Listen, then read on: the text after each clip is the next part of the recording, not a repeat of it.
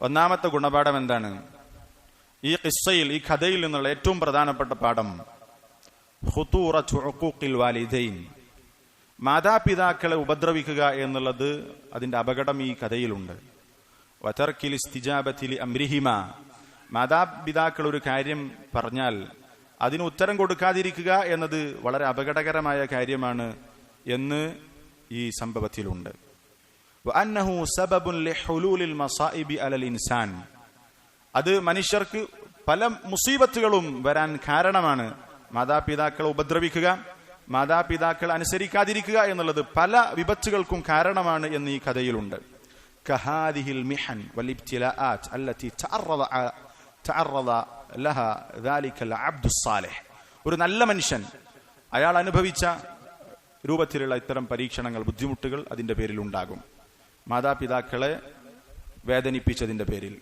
മഅന്നഹു കാന മിൻ അഅബദിൻ നാസ്, മാത്രമല്ല അദ്ദേഹം ജനങ്ങളുടെ കൂട്ടത്തിൽ നന്നായി ഇബാദത്ത് ചെയ്യുന്ന അള്ളാഹുവിന്റെ അടുത്ത ആളായിട്ട് പോലും മാതാവിനെ വേദനിപ്പിച്ചതിന്റെ പേരിൽ അവർക്ക് ചില പ്രയാസങ്ങൾ ഉണ്ടായി. വലം യുസ്ഗിൽഹു അൻ ഉമ്മിഹി ഇല്ല സ്സല, നമ്മൾ മനസ്സിലാക്കണം എന്താണ് ഇവിടെ ചെയ്ത കാര്യം. ഉമ്മയുടെ വിളിക്ക് ഉത്തരം കൊടുത്തില്ല. എന്തുകൊണ്ട് കൊടുത്തില്ല? നിസ്കരിക്കായിരുന്നു. നിസ്കാരമല്ലാതെ അദ്ദേഹത്തെ ശുഗലാക്കിയിട്ടില്ല. അപ്പോൾ ലാകിൻ അല്ലാഹു ഇസ്തജാബ ദുആ അൽ ഉമ്മി, ഉമ്മയുടെ പ്രാർത്ഥനയ്ക്ക് അല്ലാഹു ഉത്തരം നൽകി. വഹയ്യ അസ്ബാബഹു, അതിനുള്ള കാരണം അല്ലാഹു തന്നെ ഒരുക്കി. വഅറദ ജുറൈജൻ ലിൽ ബലാ, പരീക്ഷണത്തിന് ജുറൈജിനെ അല്ലാഹു വിധേയനാക്കി. ഈ ഹദീസിന്റെ ഇമാം മുസ്ലിമിന്റെ റിവായത്തിൽ കാണാം, വലൗ ദഅഅത് അലൈഹി അൻ യുഫ്തൻ ലഫുതിൻ, ജുറൈജ് ഫിത്നയിൽ അകപ്പെടണമെന്ന് ഉമ്മ പ്രാർത്ഥിച്ചിരുന്നുവെങ്കിൽ നബി സല്ലല്ലാഹു അലൈഹി വസല്ലം പറയാണ് ജുറൈജ് ഫിത്നയിലാകുമായിരുന്നു. ഇവിടെ ജുറൈജ് ഒരു ഫിത്നയിലേക്കൊന്നും എത്തിയിട്ടില്ല. ഉമ്മ പ്രാർത്ഥിക്കുന്നത് ജുറൈജിനെ ഫിത്നയിലാക്കണമെന്നായിരുന്നുവെങ്കിൽ ജുറൈജ് ഫിത്നയിൽ അകപ്പെടുമായിരുന്നു എന്ന് നബി സല്ലല്ലാഹു അലൈഹി വസല്ലം കൂട്ടിച്ചേർത്തു എന്നാണ്. ഇതാണ് ഇതിൽ ഒന്നാമത്തെ പാഠം.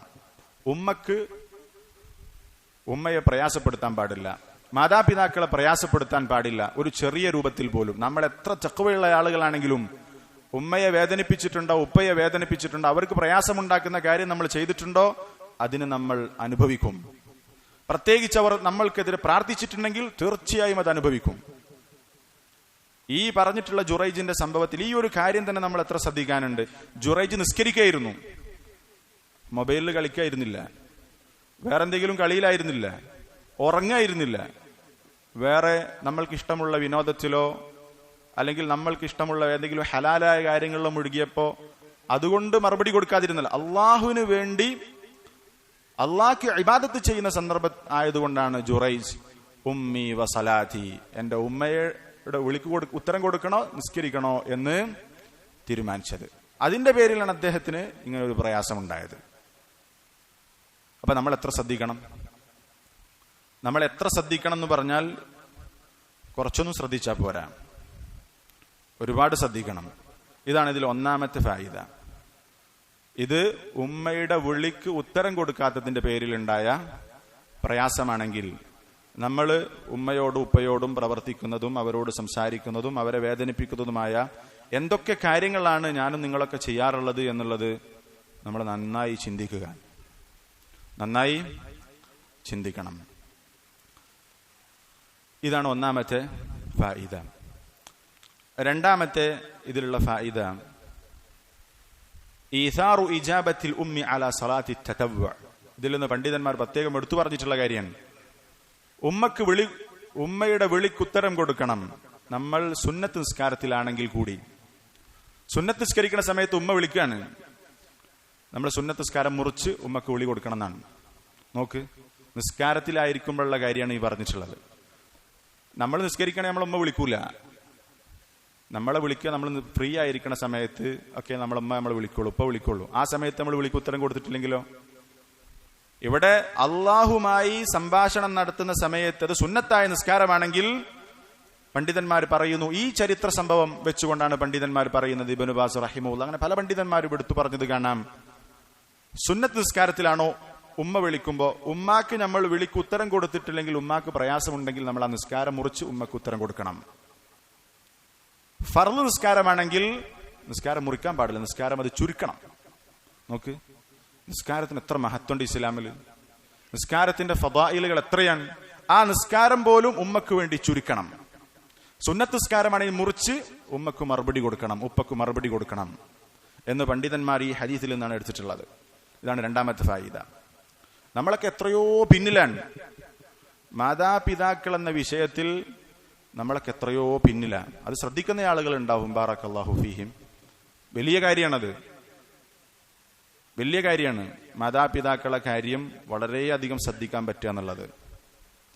ഇസ്ലാം എത്രമാത്രം അവരുടെ കാര്യം ശ്രദ്ധിച്ചിട്ടുണ്ട് എന്നുള്ളത് ഇങ്ങനെയുള്ള സംഭവങ്ങളിൽ നിന്നൊക്കെ നമ്മൾ മനസ്സിലാക്കും. രണ്ടാമത്തെ കാര്യം അതാണ്. മൂന്നാമത്തെ ഫായിദ തഖ്ദീറു ശുഊരിൽ ഉമ്മ. ഉമ്മയുടെ താല്പര്യം, അവരുടെ ഫീലിങ്സ്, അതിനെ നമ്മൾ വില വെക്കണം. എന്താണ് ജുറൈജിനോട് ഉമ്മ വന്ന് പറഞ്ഞത്? യാ ജുറൈജ് കല്ലിംനി, എന്നോട് സംസാരിക്ക്. ഉമ്മാക്ക് നമ്മോട് സംസാരിക്കാൻ താല്പര്യമുള്ള സമയം ഉണ്ടാകും. അവരുടെ താല്പര്യങ്ങൾ നമ്മൾ മനസ്സിലാക്കണം. അത് വളരെ പ്രധാനപ്പെട്ട കാര്യമാണ്. നമ്മൾ കാര്യത്തിന് ആവശ്യത്തിന് പൈസ കൊടുക്കുന്നുണ്ടാകും, അവരുടെ ചികിത്സ ശ്രദ്ധിക്കുന്നുണ്ടാകും, അതിനൊക്കെ അപ്പുറത്ത് അവർ നമ്മളെ കാണാൻ ആഗ്രഹിക്കുന്നുണ്ടാകും, അവർ നമ്മളോട് സംസാരിക്കണമെന്ന് ആഗ്രഹിക്കുന്നുണ്ടാകും, അവരോടൊപ്പം ഇരിക്കണമെന്ന് അവർ ആഗ്രഹിക്കുന്നുണ്ടാകും, അവരുടെ കൂടെ സമയം ചെലവഴിക്കണം, അവരുടെ സംസാരം കേൾക്കണം, അവർക്ക് നമ്മളോട് സംസാരിക്കണം. ഇങ്ങനെയുള്ള ഒരുപാട് ശുഊറുകൾ, താല്പര്യങ്ങൾ അവരുടെ മനസ്സിലുണ്ടാകും. അതിന് നമുക്ക് വില വെക്കാൻ സാധിക്കണം. അവർക്ക് അതിന് വില വെക്കാൻ സാധിക്കും. അതാണ് മറ്റൊരു കാര്യമുള്ളത്. നമ്മൾ എത്ര വലിയ സൗകര്യങ്ങൾ അവർക്ക് ചെയ്തു കൊടുത്താലും, നമ്മളെ കാണുന്നതും നമ്മളോട് സംസാരിക്കുന്നതും അതിനോളം ഇഷ്ടം അവർക്ക് വേറൊന്നും ഉണ്ടാകില്ല. അത് ഇൻഷാ അല്ലാഹ് നമ്മൾ പറയുന്നുണ്ട്. അത് വിശാലമായി പറയാൻ തന്നെ ഉദ്ദേശിച്ചു. ഇദ്ഖാലു സുറൂർ. നമ്മൾ ഉപ്പയോടും ഉമ്മയോടും ബിർറ് കാണിക്കുന്നവരാണെങ്കിൽ അവരോട് നിർബന്ധമായി ചെയ്യേണ്ട 5 കാര്യങ്ങളുണ്ട്. അതിലൊന്ന് ഇദ്ഖാലു സുറൂറാണ്. അവരെ സന്തോഷിപ്പിക്കണം. അവരെ സന്തോഷിപ്പിക്കുക എന്ന് പറഞ്ഞാൽ ഉപ്പയും ഉമ്മയും നമ്മളിൽ നിന്ന് സമ്പത്തൊന്നുമല്ല ആഗ്രഹിക്കുന്നുണ്ടാകാം. നമ്മുടെ സംസാരം, നമ്മുടെ കൂടെ ഇരുന്നിട്ടുള്ള പെരുമാറ്റം, അതൊക്കെ ആയിരിക്കും അവർ കൂടുതൽ ആഗ്രഹിക്കുക. അത് മനസ്സിലാക്കണം. ഇവിടെ ജുറൈജിന് അത് മനസ്സിലാക്കാൻ സാധിച്ചില്ല. എന്തുകൊണ്ട്? ജുറൈജ് ഉമ്മയെ ഉപദ്രവിക്കുന്ന ആളായിട്ടല്ല. ഈ സന്ദർഭത്തിൽ നിസ്കരിക്കായതുകൊണ്ട് ജുറൈജ് എന്ത് ചെയ്തില്ല? അവിടെ യാ ജുറൈജ് അന ഉമ്മുക് ഫകല്ലിംനി, കല്ലിംനി, എന്നോട് സംസാരിക്ക്, ഞാൻ നിന്റെ ഉമ്മയാണെന്ന് പറഞ്ഞപ്പോ അവിടെ ജുറൈജ് എന്ത് തീരുമാനിക്കണം എന്ന് അദ്ദേഹത്തിന് മനസ്സിലാകാതെ പോയി. അപ്പൊ സംസാരിക്കണം എന്നാണ് ആവശ്യപ്പെട്ടിട്ടുള്ളത്. ആ കാര്യം വലിയ കാര്യമാണ്. അത് മനസ്സിലാക്കാൻ നമ്മൾക്ക് സാധിക്കണം. ഉമ്മയോട് സംസാരിക്കുക, മനസ്സ് തുറന്ന് സംസാരിക്കുക, അവരെ കൂടെ ഇരുത്തി സംസാരിക്കുക, അതൊക്കെ വലിയ കാര്യങ്ങളാണ്. അവർക്ക് വലിയ സന്തോഷം ഉണ്ടാക്കുന്ന കാര്യങ്ങളാണ്. അവർക്ക് 1000ങ്ങളും 10,000ങ്ങളും കൊടുക്കുന്നതിനേക്കാൾ അവർക്ക് സന്തോഷം ഉണ്ടാക്കുന്ന കാര്യമായിരിക്കും. ഇതാണ് മൂന്നാമത്തെ ഒരു ഫായിദ. നാലാമത്തേത് മാതാപിതാക്കൾ ശ്രദ്ധിക്കേണ്ട കാര്യമാണ്. വമിനൽ ഫവായിദ് അന്നഹു ലാ യൻബഗി ലിൽ ഉം അൻ തദ്ഉവ അലാ വലദിഹാ. ഉമ്മ ശ്രദ്ധിക്കേണ്ട കാര്യമാണ് മക്കൾക്കെതിരെ, അല്ലെങ്കിൽ ഉപ്പ ശ്രദ്ധിക്കേണ്ട കാര്യമാണ്, മാതാപിതാക്കൾ ശ്രദ്ധിക്കേണ്ട കാര്യമാണ് മക്കൾക്കെതിരെ അവർ പ്രാർത്ഥിക്കാൻ പാടില്ല എന്നുള്ളത്. ഇവിടെ ആ ഉമ്മ ചെയ്തിട്ടുണ്ടെങ്കിലും അത് ചെയ്യാൻ പാടില്ലാത്തൊരു കാര്യമാണ്. അത് മാതാപിതാക്കൾ ശ്രദ്ധിക്കേണ്ട കാര്യം, ബാക്കിയുള്ളതൊക്കെ മക്കൾ ശ്രദ്ധിക്കേണ്ട കാര്യം. കാരണം എന്താണ്? അവരുടെ പ്രാർത്ഥനയ്ക്ക് ഉത്തരമുണ്ട്. നബി സല്ലല്ലാഹു അലൈഹി വസല്ലം പറഞ്ഞു, ലാ തദ്ഉ അലാ അൻഫുസിക്കും, നിങ്ങൾ നിങ്ങളുടെ സ്വന്തത്തിനെതിരെ പ്രാർത്ഥിക്കാൻ പാടില്ല. വലാ തദ്ഉ അലാ ഔലാദിക്കും, നിങ്ങൾ നിങ്ങളുടെ മക്കൾക്കെതിരെ പ്രാർത്ഥിക്കാൻ പാടില്ല. വലാ തദ്ഉ അലാ ഖദമിക്കും, നിങ്ങളുടെ വേലക്കാർക്കെതിരെ, ഖാദിമുകൾക്കെതിരെ നിങ്ങൾ പ്രാർത്ഥിക്കാൻ പാടില്ല. വലാ തദ്ഉ അലാ അംവാലിക്കും, നിങ്ങളുടെ സമ്പത്തിനെതിരെ നിങ്ങൾ പ്രാർത്ഥിക്കാൻ പാടില്ല എന്ന് നബി സല്ലല്ലാഹു അലൈഹി വസല്ലം പറഞ്ഞിട്ടുണ്ട്. കാരണം പ്രാർത്ഥിച്ചാൽ അള്ളാഹു എന്ത് ചെയ്യും? ഉത്തരം നൽകാൻ തീരുമാനിച്ചിട്ടുണ്ടെങ്കിൽ അങ്ങനെ ഉത്തരം കൊടുക്കും. പിന്നെ വേണ്ടിയിരുന്നില്ല എന്ന് ഖേദിച്ചിട്ട് കാര്യമില്ല. ഇതാണ് ഇതിലെ നാലാമത്തെ ഒരു ഗുണപാഠം. അഞ്ചാമത്തെ ഒരു കാര്യമുള്ളത്, മാതാപിതാക്കളുടെ പ്രാർത്ഥനയ്ക്ക് ഉത്തരമുണ്ട്. മാതാപിതാക്കളുടെ പ്രാർത്ഥനയ്ക്ക്, പ്രത്യേകിച്ച് അവർ അവരുടെ മക്കൾക്ക് വേണ്ടി പ്രാർത്ഥിക്കുന്ന പ്രാർത്ഥന, അതിന് ഉത്തരമുണ്ട്. അത് മക്കൾക്ക് വേണ്ടി പ്രാർത്ഥിക്കുന്നതാകട്ടെ, മക്കൾക്കെതിരെ പ്രാർത്ഥിക്കുന്നതാകട്ടെ, അത് മാതാപിതാക്കളും ശ്രദ്ധിക്കേണ്ടതാണ്, മക്കളും ആ വിഷയത്തിൽ വളരെയധികം ശ്രദ്ധിക്കണം.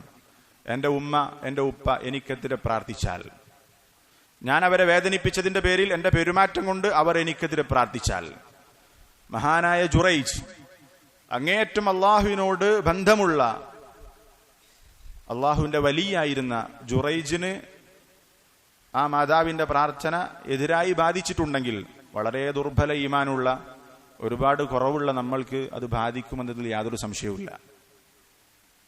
അത് മാതാപിതാക്കളും ശ്രദ്ധിക്കണം. മാതാപിതാക്കളെ സംബന്ധിച്ചിടത്തോളം നബി സല്ലല്ലാഹു അലൈഹി വസല്ലം പറഞ്ഞ ഈ ഹദീസ് എങ്ങനെ മനസ്സിലാക്കണം?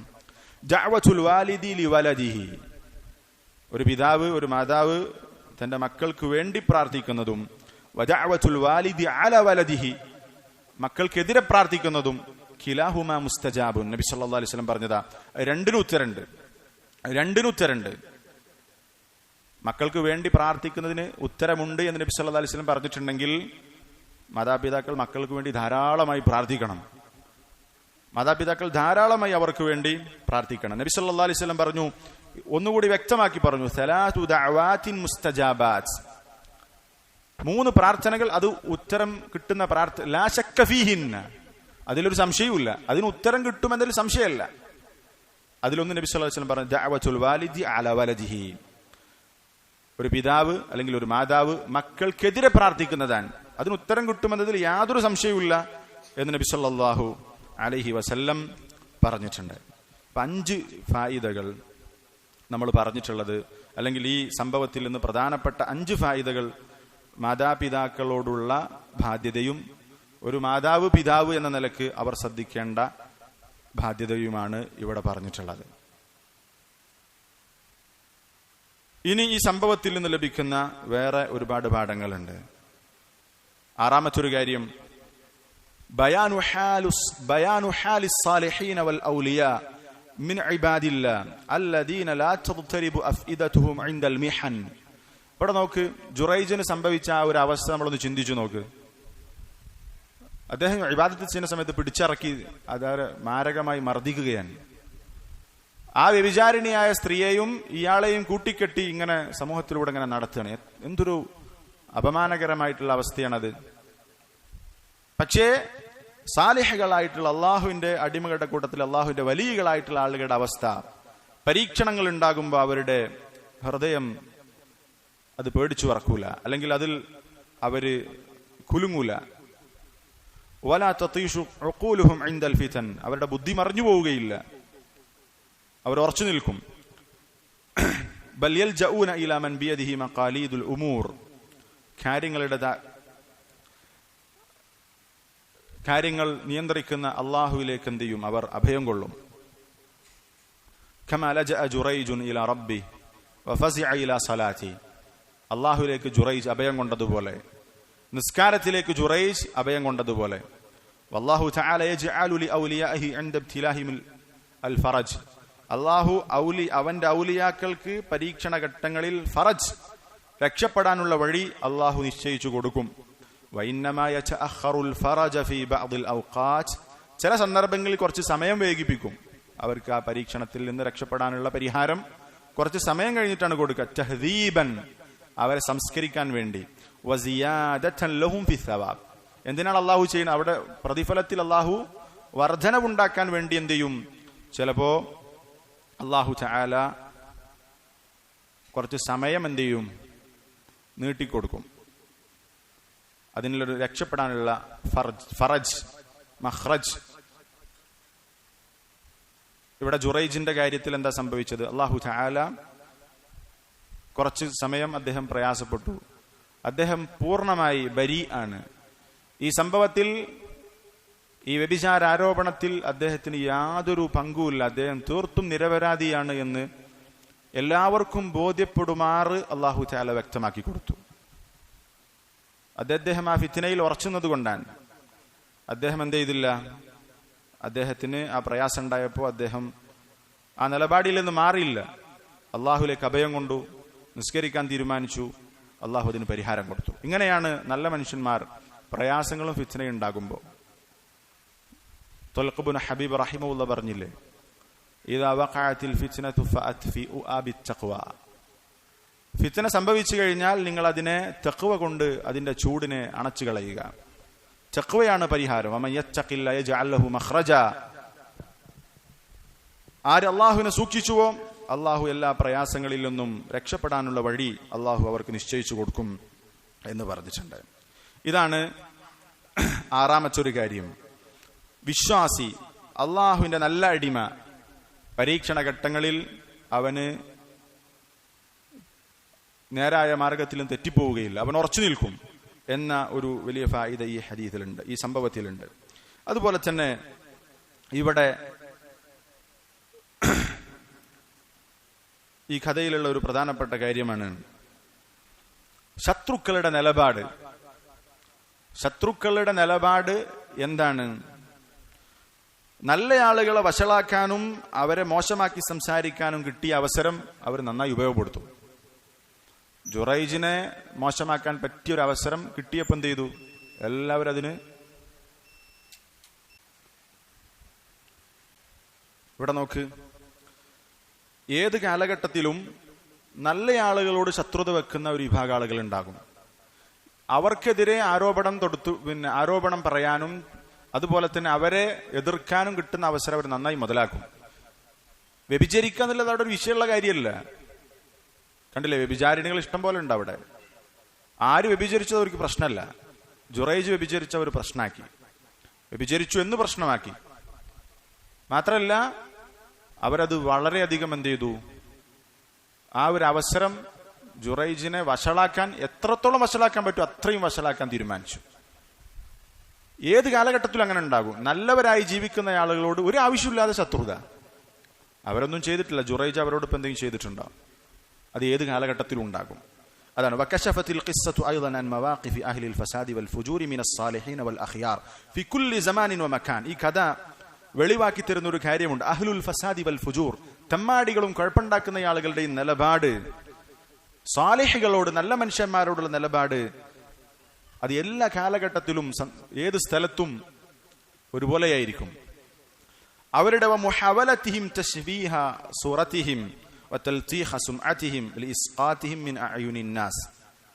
അവരുടെ ഇമേജ് അത് മോശമാക്കാനുള്ള പരിശ്രമം, അതുപോലെ തന്നെ അവരുടെ പേര് അത് വഷളാക്കാൻ, ജനങ്ങളുടെ കണ്ണിൽ നിന്ന് അവരെ മോശക്കാരാക്കാൻ പറ്റുന്ന അവസരം അവരെന്ത് ചെയ്യും? ഏത് കാലഘട്ടത്തിലും ഏത് നാട്ടിലും ഈ നല്ല ആളുകളുടെ ശത്രുക്കൾ അവസരം കിട്ടിയാൽ അത് ചെയ്യും.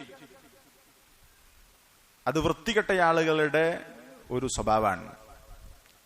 അവരാ വൃത്തികേട് ഇഷ്ടം പോലെ ചെയ്യുന്നുണ്ടാകും, പക്ഷെ നല്ല ആളുകളെ വഷളാക്കാൻ പറ്റുന്ന അവസരം അവരത് ചെയ്യും. അത് ഏത് കാലഘട്ടത്തിലും അങ്ങനെ തന്നെ ആയിരിക്കും. നല്ല മനുഷ്യന്മാരോട് വെറുതെ ശത്രുത, അവരൊന്നും ചെയ്തിട്ടല്ല, അവരോടൊരു വെറുപ്പ്, അത് ശൈത്താൻ അവരുടെ മനസ്സിലിട്ട് കൊടുക്കുന്നതാ. ഇപ്പൊ ലൂത്ത് അലൈഹി സ്വലാത്തു വസ്സലാമിന്റെ സമുദായം എന്താണ് പറഞ്ഞിട്ടുള്ളത്? ലൂത്ത് അലൈഹി സ്വലാത്തു വസ്സലാമിനോടും അദ്ദേഹത്തിന്റെ ആളുകളോടും അവരോട് ലിവാത്ത്, സ്വവർഗരതി നടത്തരുത് എന്ന് പറഞ്ഞപ്പോ അവിടെ ലിവാത്തിന്റെ ആളുകൾ എന്താ പറഞ്ഞത്? വമാ കാന ജവാബ ഖൗമിഹി ഇല്ലാ അൻ ഖാലു അഖ്രിജൂഹും മിൻ ഖറിയതികും. അവരെ നിങ്ങൾ പുറത്താക്കുക, അവരെ നിങ്ങൾ നിങ്ങളുടെ നാട്ടിൽ നിന്ന് പുറത്താക്കുക. ഇന്നഹും ഉനാസുൻ യതതഹറൂൻ. അവർ നല്ല ശുദ്ധന്മാരാ. പരിഹസിച്ചിട്ട് പറഞ്ഞാലോ അവർ നല്ല ആൾക്കാരാ, അവരെ നിങ്ങൾ പുറത്താക്കി കളി. അങ്ങനെ പറയില്ലേ? അവരൊക്കെ വലിയ മുത്തഖികളാണെന്ന് പറയും.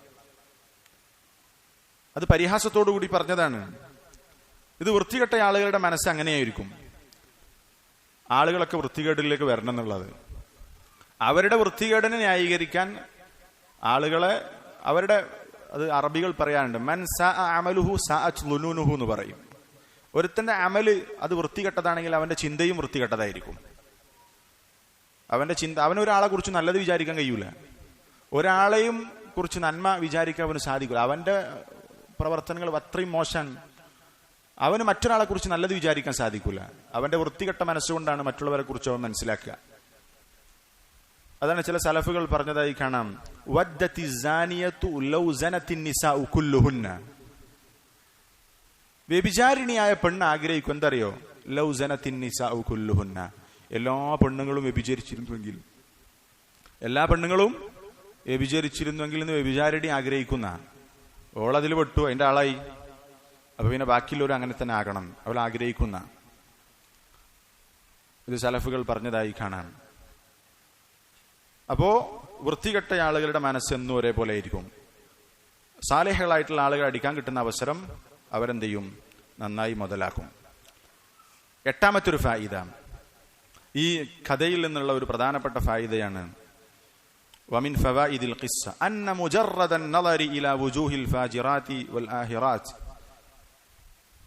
യുഅ്ദി ഖുലൂബൽ ഔലിയാഇ വസ്സാലിഹീൻ. വ്യഭിചാരിണികളായിട്ടുള്ള സ്ത്രീകളുടെ മുഖത്തേക്ക് നോക്കുക എന്നുള്ളത് മാത്രം തന്നെ നല്ല മനുഷ്യന്മാരുടെ ഹൃദയത്തിന് അതൊരു പ്രയാസമായിരിക്കും. ഇവിടെ ഉമ്മ എന്താ പ്രാർത്ഥിച്ചത്? വ്യഭിചരിക്കണം എന്നല്ല, വ്യഭിചാരിണികളായ സ്ത്രീകളെ മുഖത്തേക്കൊന്ന് നോക്കണം. അത് തന്നെ നല്ല മനുഷ്യന്മാർക്ക് പ്രയാസമായിരിക്കുമെന്നാണ്. ബൽ ഹുവ നൗഉം മിനൽ ബലാഇ വൽ ഉഖൂബ. മാത്രമല്ല, ഒരു ശിക്ഷ കൂടിയായിരിക്കും അത്. അവർക്കൊരു ശിക്ഷയായിരിക്കും മോശപ്പെട്ട പെണ്ണുങ്ങളെ മുഖത്തേക്ക് നോക്കുക എന്നുള്ളത്, ഹറാമിലേക്ക് നോക്കുക എന്നുള്ളത്. വലിഹാദ ജഅത് ബിഹി ഉമ്മു ജുറൈജിൻ അല വലദിഹ. അതുകൊണ്ടാണ് ജുറൈജിന്റെ ഉമ്മ മകനെതിരെ ഇത് പ്രാർത്ഥിച്ചത്. മകനൊരു പ്രയാസം ഉണ്ടാക്കാൻ വേണ്ടിയിട്ടാണല്ലോ പ്രാർത്ഥിച്ചത്. എന്താ പ്രയാസം ഉണ്ടാക്കണം എന്ന് പ്രാർത്ഥിച്ചത്? ഈ വൃത്തികെട്ട വ്യഭിചാരിണികളായ സ്ത്രീകളുടെ മുഖത്തേക്ക് നോക്കുക എന്നുള്ളത്. നമ്മളൊക്കെ എത്ര ചിന്തിക്കണം. വ്യഭിചാരിണികളായ സ്ത്രീകളുടെ മുഖത്തേക്ക് നോക്കുക എന്നുള്ളത് പോലും നല്ല മനുഷ്യന്മാർക്ക് പ്രയാസമായിരിക്കും എന്ന് മാത്രമല്ല, അത് അവർക്ക് ശിക്ഷ കൂടിയായിരിക്കും. ഇനി നമ്മുടെ അവസ്ഥ നോക്ക്, അല്ലെങ്കിൽ നമ്മുടെ സമുദായത്തിന്റെ അവസ്ഥ നോക്ക്. ഇത്തരം വൃത്തികെട്ട പെണ്ണുങ്ങളെ നോക്കാൻ വേണ്ടി എന്തൊക്കെ കാര്യങ്ങളാണ് അവർ ചെയ്യുന്നത്? അതിനുവേണ്ടി സിനിമകളും സീരിയലുകളും കാണാൻ പോകുന്നു. അതിനു വേണ്ട കാര്യങ്ങൾ അവർ ഇന്റർനെറ്റിലൂടെ സെർച്ച് ചെയ്യുന്നു. ഒരു നല്ല മനുഷ്യൻ, അവർക്ക് പ്രയാസം. ജുറൈജിന് അത് കാണുന്നത് തന്നെ പ്രയാസമാണ് ഉമ്മക്ക് അറിയുന്നത് കൊണ്ടാണ് ഉമ്മ അങ്ങനെ പ്രാർത്ഥിച്ചത്. അപ്പൊ നമ്മളും അവർ എത്ര വ്യത്യാസപ്പെട്ട് കിടക്കുന്നു. അന്യ സ്ത്രീകളെ നോക്കുക എന്നുള്ളത് പോലും നല്ല വിശ്വാസികൾക്ക്, സാലിഹുകൾക്ക്, അള്ളാഹുവിന്റെ ഔലിയാക്കന്മാർക്ക് അവരുടെ മനസ്സിന് പ്രയാസമുണ്ടാക്കുമെന്ന് മാത്രമല്ല, അവർക്ക് ഒരു ശിക്ഷ ലഭിക്കുന്നത് പോലെയാണ്. സുബ്ഹാനല്ലാഹ്. അപ്പോ ഇതൊക്കെ വലിയ വിഷയമാണ്. നമ്മളെ സംബന്ധിച്ചിടത്തോളം നമ്മളും ഈ പറഞ്ഞിട്ടുള്ള ആളുകളും എത്രയോ അകലെയാണ് അവരും നമ്മളും തമ്മിൽ എന്ന് നമ്മൾ മനസ്സിലാക്കണം. ഒമ്പതാമത്തെ ഒരു കാര്യം, ജുറൈജിന്റെ വാചകം അഈദൂഹാ മിൻ ത്വീനിൻ കമാ കാനത്. അവർ മടം പൊളിച്ചു. രണ്ടാമത് അവർ ചെയ്തത് അബദ്ധാണെന്ന് മനസ്സിലായപ്പോ സ്വർണത്തിന്റെ മടം കയറ്റിത്തരാന്ന് പറഞ്ഞപ്പോ എന്താ പറഞ്ഞത്? വേണ്ട, എനിക്ക് ആദ്യം ഉണ്ടായിരുന്നത് തന്നെ മതി എന്ന ഈ വാചകത്തിൽ എന്തുണ്ട്? ബയാനു തവാലുഇൽ ആബിദ്. ഒരു ആബിദായ മനുഷ്യന്റെ വിനയം അതിലുണ്ട്. അദ്ദേഹത്തിന് കൂടുതൽ ചോദിക്കായിരുന്നു, അവരത് കയറ്റി കൊടുക്കും ചെയ്യും. പക്ഷേ വിനയം, അതുപോലെ തന്നെ ദുനിയാവിനോടുള്ള വിരക്തി, അതൊക്കെ എന്തുണ്ട്? ഈ പറഞ്ഞ ജുറൈജിന്റെ വാചകത്തിലുണ്ട്. പത്താമത്തെ ഒരു കാര്യം കൂടി പറഞ്ഞ് ഇന്ന് അവസാനിപ്പിക്കാം. ബാക്കിയുള്ള ഫായിദകൾ ഇൻഷാ അല്ലാഹ് അടുത്ത ക്ലാസ്സിൽ പറയാം. പത്താമത്തെ കാര്യം, ومن فوائد القصة أنه لا يجوز أبدا المسارعة في تصديق الأخبار وقبول التهم من غير دليل ولا برهان.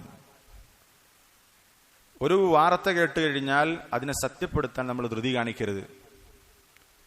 ആരോപണങ്ങൾ തെളിവില്ലാതെ, കൃത്യമായ തെളിവില്ലാതെ നമ്മൾ അങ്ങ് വിശ്വസിക്കാനും പാടില്ല. ഇവിടെ ജുറൈജ് വ്യഭിചരിച്ചു എന്ന വ്യഭിചാരിണി പറഞ്ഞപ്പോഴേക്ക് എന്ത് ചെയ്തു? അവർ വിശ്വസിച്ചു. പിന്നെ അവർ ചെയ്യേണ്ട കാര്യങ്ങളൊക്കെ ചെയ്തു കഴിഞ്ഞു. അതിൽ സത്യമുണ്ടോ എന്താണ് എന്നൊന്നും അവരെന്ത് ചെയ്തില്ല, അന്വേഷിക്കാനോ അതുപോലെ തന്നെ അതിനു വേണ്ട ഒരു പരിശ്രമം അവരുടെ ഭാഗത്തു നിന്നുണ്ടായില്ല. അതുകൊണ്ട് എന്ത് സംഭവിച്ചു? അവർ വലിയൊരു അബദ്ധത്തിൽ സംഭവിച്ചു. അവർക്ക് കുറ്റബോധം ഉണ്ടായി. അപ്പോ ആരെക്കുറിച്ച് എന്ത് കേട്ടാലും നമ്മൾ അതിന്റെ യാഥാർത്ഥ്യം മനസ്സിലാക്കാൻ ശ്രമിക്കണം. ആരെങ്കിലും എന്തെങ്കിലും ഒന്ന് പറഞ്ഞു, അയാൾക്ക് പൊതുവെ നമ്മളോട് ആദ്യമേ വെറുപ്പുണ്ട്, നമ്മൾക്ക് അയാളോട് പണ്ടേ താല്പര്യമില്ല, അയാളെ പറ്റിയാണ് പറഞ്ഞത്, അങ്ങ് വിശ്വസിക്കാൻ പറ്റൂല. നമ്മൾ എത്രത്തോളം ആളുകൾ വെറുക്കുന്നില്ല എന്നുള്ള കാര്യം, ആ വാർത്തക്ക് വല്ല അടിസ്ഥാനം ഉണ്ടോ എന്നുള്ളത് നമ്മൾ പരിശോധിക്കുന്ന വേണം. നമ്മളോട് ശത്രുതയുള്ള ആളാണ്, അല്ലെങ്കിൽ നമ്മളെ ഒരുപാട് ഉപദ്രവിച്ച ആളാണ്, ശരിയായിരിക്കും. പക്ഷേ അയാളെക്കുറിച്ച് ഒരു വാർത്ത കേട്ടാൽ നമ്മൾ അതിന് പൊടിപ്പും തൊങ്ങലും കൂട്ടി അത് പ്രചരിപ്പിക്കാൻ പറ്റൂല, അത് വിശ്വസിക്കാൻ പറ്റൂല, അത് പ്രചരിപ്പിക്കാൻ പറ്റൂല എന്ന് വേറെ വിഷയം. വിശ്വസിക്കണ കാര്യമാണ് ഇവിടെ പറഞ്ഞിട്ടുള്ളത്. യാ അയ്യുഹല്ലദീന ആമനു ഇൻ ജാഅകും ഫാസിഖും ബിനബഇൻ ഫതബയ്യനു. അല്ലാഹു തആല പറഞ്ഞതാ, ആരെങ്കിലും ഒരു വാർത്ത കൊണ്ടുവന്നാൽ അതിനെ അന്വേഷിക്കണം, തബയ്യന, കൃത്യമായി അന്വേഷിക്കണം. അത് നമ്മളിൽ നിന്നുണ്ടാകേണ്ട വലിയൊരു ഇൻസാഫിന്റെ ഭാഗമായി ഉണ്ടാകേണ്ട ഒരു നീതിബോധാണത്. ആരെക്കുറിച്ച് പറഞ്ഞാലും അതിന്റെ സത്യാവസ്ഥ മനസ്സിലാക്കാൻ, അല്ലെങ്കിൽ സത്യം മനസ്സിലാക്കി വിശ്വസിക്കണം. അത് പ്രചരിപ്പിക്കാൻ പാടില്ലെന്ന് വേറെ വിഷയം, വിശ്വസിക്കണ കാര്യമാണ് പറഞ്ഞിട്ടുള്ളത്. നമ്മൾ അങ്ങേയറ്റം ശ്രദ്ധിക്കണം. അൽ ഹസനുൽ ബസ്രി റഹിമഹുല്ലാഹ് പറഞ്ഞിട്ടുള്ള ഒരു വാചകം കൂടി പറഞ്ഞ് അവസാനിപ്പിക്കാം. നമ്മൾ മുമ്പ് ഇവിടെ ഏതൊരു ക്ലാസ്സിൽ പറഞ്ഞിട്ടുണ്ട്, അൽ മുഅ്മിനു വഖാഫുൻ മുതബയ്യിൻ. എല്ലാവർക്കും പഠിക്കാൻ പറ്റുന്ന ഒരു ചെറിയ ഇബാറത്ത. വിശ്വാസി എന്ന് പറഞ്ഞാൽ വഖാഫുൻ മുതബയ്യിൻ. എന്താ അർത്ഥം? വഖാഫ് എന്ന് പറഞ്ഞാൽ മുതഅന്നിൻ എന്ന് പറഞ്ഞാൽ അവധാനത കാണിക്കുന്നയാളാണ്, അഥവാ അജലത്ത്, ധൃതി കാണിക്കൂല. എന്തെങ്കിലും ഒരു കാര്യം കേട്ടാൽ ഉടനെ ധൃതി പിടിച്ച് അതിൽ തീരുമാനാക്കാൻ ശ്രമിക്കൂല, അങ്ങനെ തന്നെ പെട്ടെന്ന് വിശ്വസിക്കൂല. വഖാഫ് എന്ന് പറയുന്നത് മുതബയ്യിൻ, കൃത്യമായി അന്വേഷിക്കുന്നവനാണ് സത്യവിശ്വാസി. അങ്ങനെ അൽ മുഅ്മിനു വഖാഫുൻ മുതബയ്യിൻ, ധൃതി കാണിക്കാതെ അവധാനത കാണിച്ചുകൊണ്ട് കാര്യങ്ങൾ കൃത്യമായി അന്വേഷിക്കുന്നവനാണ് ആര്? മുഅ്മിൻ. ആ ഒരു സ്വഭാവം നമ്മൾക്ക് ഉണ്ടാകണം. വലിയൊരു ക്വാളിറ്റിയാണത്, കാര്യങ്ങൾ കൃത്യമായി അന്വേഷിക്കുക എന്നുള്ളത്. നമ്മുടെ സ്വന്തക്കാരുടെ കാര്യം, നമ്മൾ ഇഷ്ടപ്പെടുന്ന ആളുടെ കാര്യം, അതൊക്കെ നമ്മൾ ശരിക്കും അന്വേഷിക്കും. പക്ഷെ നമ്മൾക്ക് ഇഷ്ടമില്ലാത്ത ഒരാളെ കുറിച്ച് പറയുമ്പോൾ അത് ചിലപ്പോൾ നമ്മൾ ശ്രദ്ധിക്കൂല. അത് വിശ്വാസിക്ക് യോജിച്ച കാര്യമല്ല. നമ്മൾ കൃത്യമായി കാര്യങ്ങൾ അന്വേഷിക്കേണ്ടതാണ്, അല്ലെങ്കിൽ അതിൻ്റെ വലിയ അപകടങ്ങൾ ഉണ്ടാകും, നമ്മൾക്ക് അതുകൊണ്ട് പ്രശ്നങ്ങൾ ഉണ്ടാകും. അത് നമ്മൾ പ്രത്യേകം ശ്രദ്ധിക്കണം. 10 ഫായിദകൾ നമ്മൾ ഈ സംഭവത്തിൽ നിന്ന് പറഞ്ഞു.